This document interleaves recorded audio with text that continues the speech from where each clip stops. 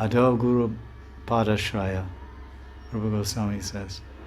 So that's why they say when Krishna is glorifying the Guru in the 11th canto of Bhagavatam, Acharya Mam Vijanayam, Sarva Deva Maya Guru, Sarva Deva Maya Guru.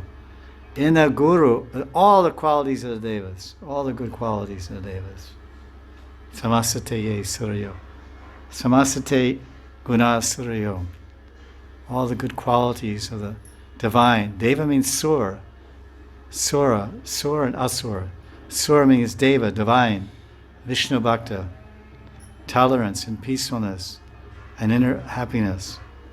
So when one finds that Guru, all qualities repose in the Guru. And one surrenders there and starts rendering service to Krishna and Guru under the shelter of Guru, then devotion starts going fast. And all of a sudden, me becomes less, Krishna becomes more. It's me, mine. Me and mine. Then we surrender to Guru, and then we start thinking, me, mine, and Guru. Me, mine, Guru. Oh, Krishna, me, mine. And then it becomes me, mine. Then it becomes Guru and Krishna. Or Kuchane. Guru Krishna Prasadi Pai Bhakti Rata Bij. Just Guru and Krishna. So that's what he's saying here. The real thing is this devotion. That's why Bhakti is such an extraordinary gift. It's prasad, it's mercy, it's kripa. We get Jagannath Mahaprasad, oh, this is prasad, Mahaprasad.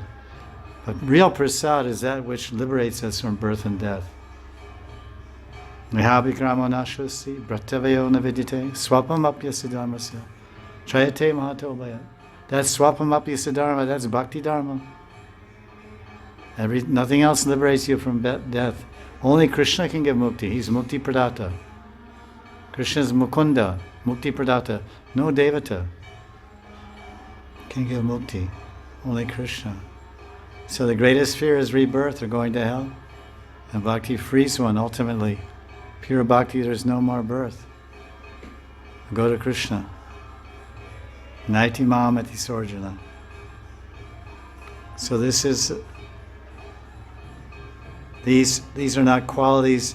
These are not qualities that manifest from time to time in one's mind. Many of these qualities are shared by self-realized souls.